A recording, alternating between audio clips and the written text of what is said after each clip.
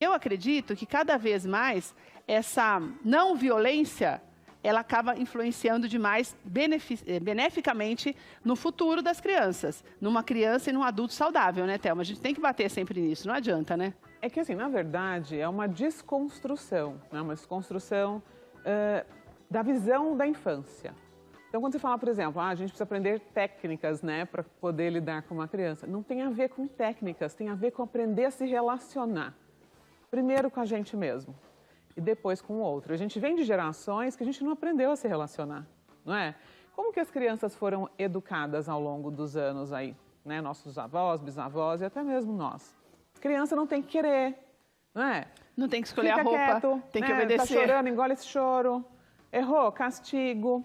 Então isso se tornou algo que foi passado de geração em Que é o geração. hábito, vamos dizer assim. Tá. Sem ninguém se questionar, poxa, peraí, será que é realmente isso, né? Então, nossos pais, nossos avós, bisavós não tiveram acesso ao conhecimento que a gente tem hoje. Então, hoje a neurociência avançou muitíssimo. Então, a gente tem como acessar um conhecimento para compreender o comportamento do filhote da nossa espécie, né? Compreender especialmente a biologia por trás do comportamento. Thelma, mas eu criança. consigo isso sem ter nenhuma experiência anterior? Eu consigo como? Por exemplo, acabou de nascer ali, eu nunca tinha tido uma criança antes. Como que eu já desenvolvo isso? Ah, então, é que...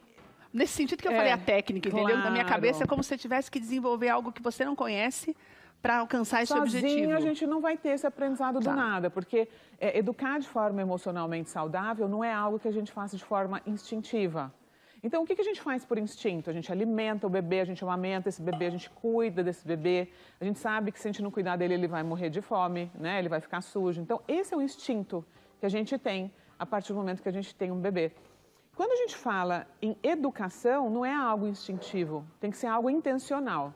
Então, você quer que, por exemplo, uma criança desenvolva uma habilidade para aprender a arrumar o quarto, para aprender a tomar banho sozinha, para aprender a lidar com a própria raiva, para aprender a lidar com as próprias emoções. E isso não acontece do dia para a noite. Então, por que a neurociência e a compreensão da biologia do filhote da nossa espécie é importante?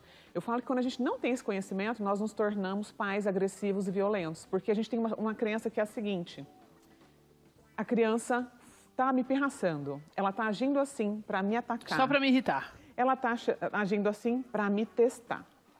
Quando a gente começa a olhar para o desenvolvimento do cérebro humano, nós nascemos com um cérebro, um córtex pré-frontal, que é aquela parte que pensa, analisa e raciocina, 100% imatura. Então, a gente nasce com o nosso sistema límbico, que é onde moram as nossas emoções, totalmente pronto. Certo. Então, o que a gente faz? A gente está com fome, chora, a gente está com sono, a gente chora, a gente se comunica através do choro, a gente não fala, a gente não anda. E a gente também não pensa e nem raciocina.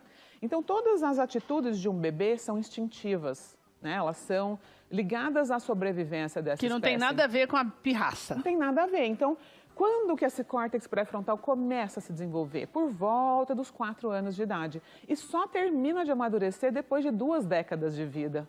Então, quando um pai fala, esse menino de 3 anos está fazendo birra para me atacar, está fazendo birra para me testar, isso não é verdade, porque o córtex pré-frontal dele não funciona de forma lógica como de um adulto. Ele pode estar chorando por quê? Está frustrado porque queria um brinquedo e não conseguiu. Está com raiva porque queria colo, papai e mamãe não deu.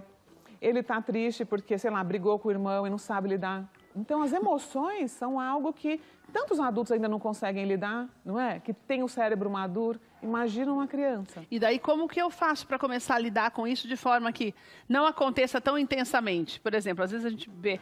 A gente que vê de fora fala assim, a criança rolando num shopping, tá vendo? Isso é falta de pulso da mãe. A criança não... É o que a gente pensa. Eu já fui essa mãe julgada, essa não mãe julgadora. Mas não é? É o que a maioria das pessoas pensa. Claro, Filhos. não posso não estar falando diretamente com você, mas algumas pessoas pensam, quando você vê ali a criança dando show ali, dando show, ó, olha o que eu estou falando já. Dando show ali, você fala, falta de pulso, Quando eu não tinha falta de filhos, educação. E nem o conhecimento que eu tenho hoje, eu também falava, gente, olha, é toda mãe, né? Cospe pra cima e cai na testa. Mas aí como é que eu faço para isso não acontecer? Tem jeito?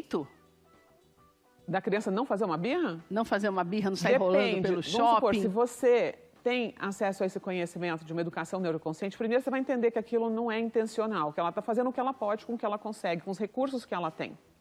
Então, o primeiro ponto, por que eu falo que é importante a gente buscar conhecimento? Para a gente se reeducar. Então, eu começo, antes de educar uma criança de forma emocionalmente saudável, eu preciso me reeducar, aprender a lidar com o que eu sinto. Quando essa criança está chorando, não é sobre mim, é sobre ela.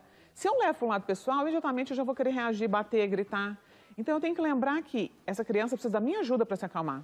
Existe um mecanismo de autorregulação. O que é isso? É a gente conseguir usar a razão para lidar com a emoção. A criança não tem essa habilidade cognitiva. Nem a gente tem, às vezes. Se desenvolver. Não é? Se a gente tem. Se você treinar, você vai ter. Então, a gente precisa corregular com essa criança. Isso significa que eu preciso me manter calma para poder ajudar essa criança a se acalmar. Então, na hora dessa birra, não adianta eu querer brigar com ela, bater nela, ameaçar, ela não está nem ouvindo. Na hora da raiva, a gente não escuta nada. Então, eu preciso me manter calma, tirar essa criança do lugar, pegar no colo, esperar essa raiva passar, esperar ela se acalmar para poder conversar com ela. Então, se você é um pai ou uma mãe que não tem esse tipo de conhecimento, você vai levar para o lado pessoal. Você vai falar, você está me matando de vergonha, levanta daí. Você vai gritar com essa criança. E um choro que ia durar 5 minutos vira um drama de 40 minutos, 1 hora, e vira um caos, entende?